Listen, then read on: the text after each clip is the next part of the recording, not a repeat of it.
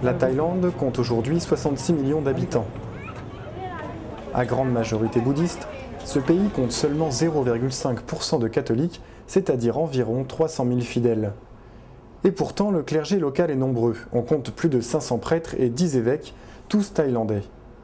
Former un clergé local a toujours été justement la préoccupation des missions étrangères de Paris.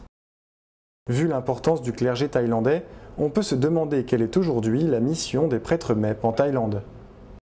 Le père d'Antonel, présent dans ce pays depuis 37 ans, est professeur au grand séminaire de Bangkok. Il a son avis sur la question. C'est un fait, on peut dire d'un certain côté mission accomplie par le nombre des prêtres, le nombre des évêques, la réalité de l'Église telle qu'elle est.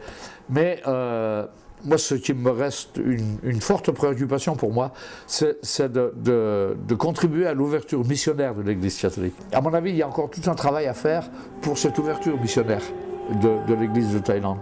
Bon, les prêtres locaux sont là, mais il faudrait les aider à avoir une mentalité un peu plus ouverte, plus missionnaire, et plus ouverte vers les non-chrétiens. On a encore du travail à faire pour aider l'Église locale justement à devenir une Église missionnaire aussi.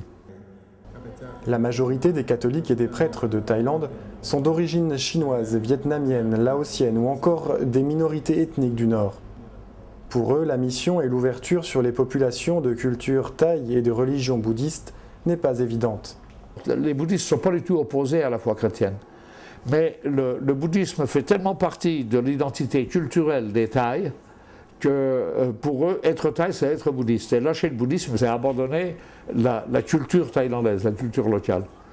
C'est une des raisons pour laquelle il y a très peu de conversions parmi les bouddhistes. Beaucoup de prêtres, certes, mais peu de catholiques. C'est la réalité de l'Église en Thaïlande aujourd'hui.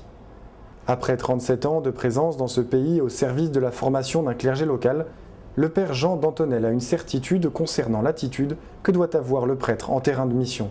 Moi, ce qui me semble important, c'est de prendre conscience de la réalité, d'une réalité autre que celle de l'Europe, quoi.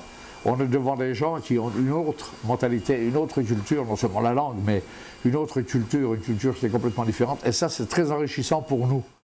Inculturation, maître mot de tout missionnaire. Pour les 23 prêtres des MEP présents actuellement en Thaïlande, la mission d'évangélisation commence par là.